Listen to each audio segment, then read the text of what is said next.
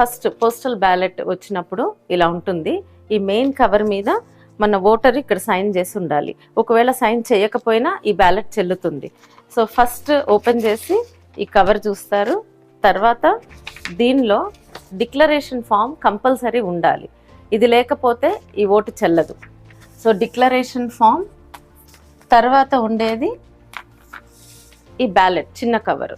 అప్పుడు మీరైతే ఈ బ్యాలెట్లో సీరియల్ నెంబరు, ఇక్కడ సీరియల్ నెంబరు సరిగ్గా ఉండాలి, సేమ్ ఉండాలి, దీనిలోది.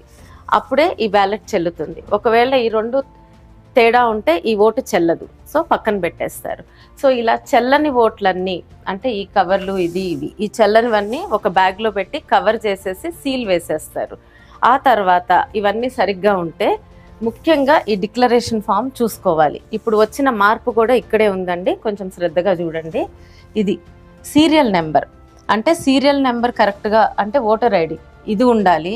అలాగే ఓటర్ సంతకం ఉండాలి, ఇక్కడ ఇది ఉండాలి, ఇక్కడ అటెస్టింగ్ ఆఫీసర్ సంతకం ఉండాలి.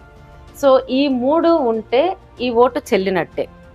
సో ఇంకొకసారి సీరియల్ నెంబర్ ఇది ఉండాలి, ఎలక్టర్ అంటే ఓటర్ సిగ్నేచర్ ఉండాలి, ఇక్కడ అటెస్టింగ్ ఆఫీసర్ సిగ్నేచర్ ఉండాలి. ఈ మూడు ఉంటే ఈ ఓటు చెల్లుతుంది. అలాగే ఇక్కడ కవర్ మీద సీరియల్ నెంబరు, ఇక్కడ సీరియల్ నెంబరు సరిగ్గా ఉండాలి. ఇలా ఉంటే ఇవి చెల్లుతాయి. సో అంతకుముందు ఉన్న మార్పు ఏంటో ఒకసారి క్లుప్తంగా చెప్తాను. అంతకుముందు దీని మీద సీల్ ఉండాలన్నారు, ఇక్కడ ఆఫీసర్ డెసిగ్నేషన్ ఉండాలన్నారు.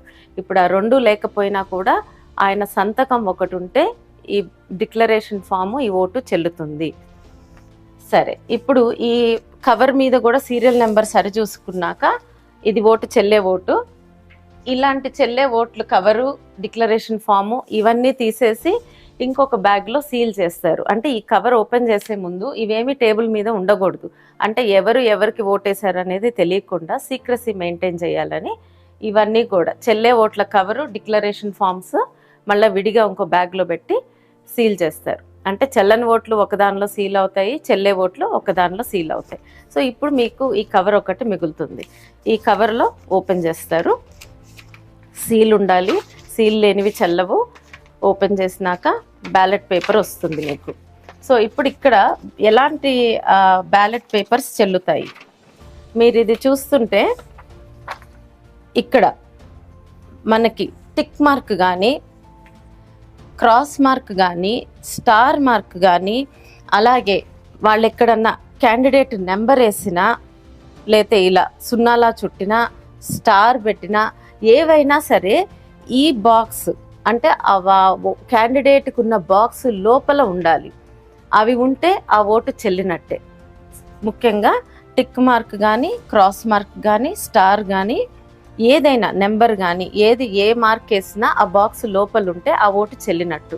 ఇంకా అలాగే ఒకవేళ వాళ్ళ సంతకం పెట్టినా, లేతే ఓటర్ ఐడి రాసినా, వాళ్ళ పేర్లు రాసినా అవి చెల్లవు. సో ఇంతవరకు మీరు చూసుకొని ఇవి చెల్లే ఓట్ల కింద అవుతుంది. సో అప్పుడు వాటిని లెక్క పెడతారనమాట. ఏ క్యాండిడేట్కి వచ్చింది ఆ క్యాండిడేట్కి విడివిడిగా వేసి చివరికి ఆ వచ్చిన ఓట్లన్నీ లెక్క పెట్టి ఫామ్ 20లో పెట్టుకొని డిక్లేర్ చేస్తారు ఫైనల్గా. అలాగే ఇప్పుడు ఈ కౌంటింగ్ ప్రక్రియ మధ్యలో ఆగదండి, మొత్తం అన్నీ లెక్కించే వరకు కంటిన్యూస్గా జరుగుతుంది. సో ఇక్కడ ఒక చిన్నది మన ఎమ్మెల్యేకేమో పింక్ స్లిప్స్ ఉంటాయి, ఎంపీకేమో వైట్ స్లిప్స్ ఉంటాయి అన్నమాట, ఇలా వైట్ కవర్స్. సో అదొకటి.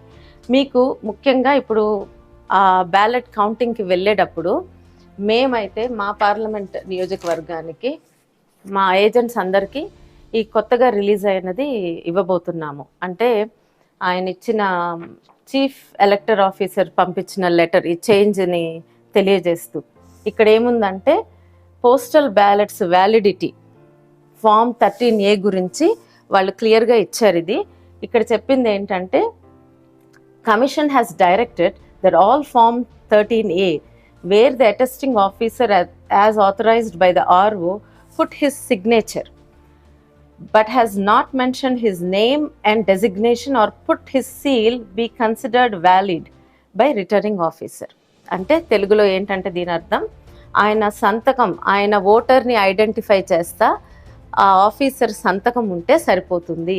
ఆయన సీల్ కానీ ఆయన డెసిగ్నేషన్ కానీ లేకపోయినా కూడా ఆ డిక్లరేషన్ ఫామ్ చెల్లుతుంది అని క్లియర్గా మనకి ఉత్తర్వులు జారీ అయినాయి. ఈ కాపీ కూడా మేము మా ఏజెంట్స్కి ఇస్తాము, వాళ్ళు కౌంటింగ్ రూమ్కి తీసుకువెళ్ళడానికి. సో ఎవరికన్నా తెలియని వాళ్ళు ఉంటే వాళ్ళకి ఇది చూపించచ్చు అనమాట. ఇదండి వెరిఫికేషన్ ప్రక్రియ. జూన్ 4వ తారీఖు కౌంటింగ్కి వెళ్ళే వరకు ఇంకేదైనా మార్పులు ఉంటే రూల్స్లో కానీ దయచేసి చెక్ చేసుకోండి. అలాగే మీ సీనియర్స్ని అడిగి తెలుసుకోండి వెళ్ళబోయే ముందు, అంటే వాళ్ళు తెలియజేస్తారు. అయినా ఒకసారి మళ్ళీ వ్యాలిడిటీ పాయింట్స్ చెక్ చేసుకోండి. ఇంకా ఏదైనా డౌట్స్ ఉంటే ఎలక్షన్ కమిషన్ ఆఫ్ ఇండియా నుంచి వచ్చిన ఉత్తర్వులో ముందుగా పోస్టల్ బ్యాలెట్ ఎలా క్యాస్ట్ చేస్తారో బ్రీఫ్గా చెప్తాను.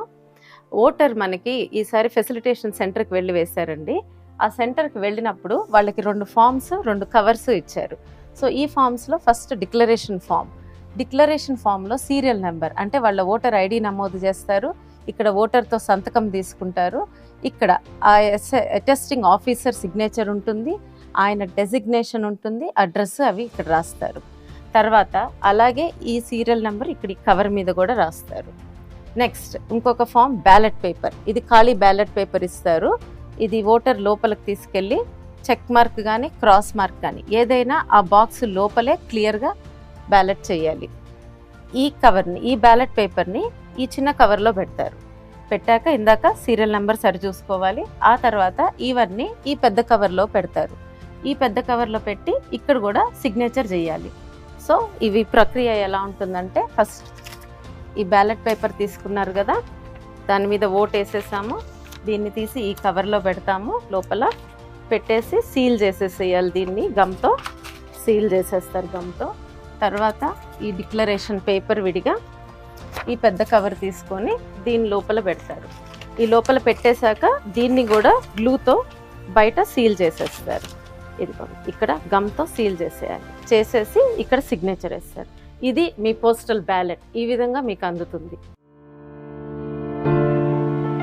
పోస్టల్ బ్యాలెట్ కౌంటింగ్ రోజు ఏజెంట్స్ మీరు 6 గంటల కల్లా కౌంటింగ్ హాల్కి చేరుకోవాలండి. మీతో పాటు ఫామ్ 18, అలాగే మీకు వచ్చిన ఐడి బ్యాడ్జ్, దాని మీద టేబుల్ నెంబర్ ఉంటుంది, ఎక్కడ వెళ్ళి కూర్చోవాలో చెప్పి నిర్ధారించబడిన ప్లేస్లో.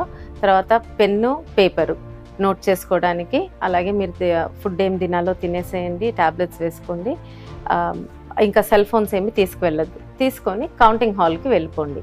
మీరు ఎలక్షన్ ఏజెంట్ కానీ క్యాండిడేట్ కానీ ఉన్నప్పుడే ఆ స్ట్రాంగ్ రూమ్స్ తెరుస్తారనమాట. మీ ఎదురుగా తెరిచి అప్పుడు పోస్టల్ బ్యాలెట్ ట్రంక్స్ అన్ని తీసుకొస్తారు.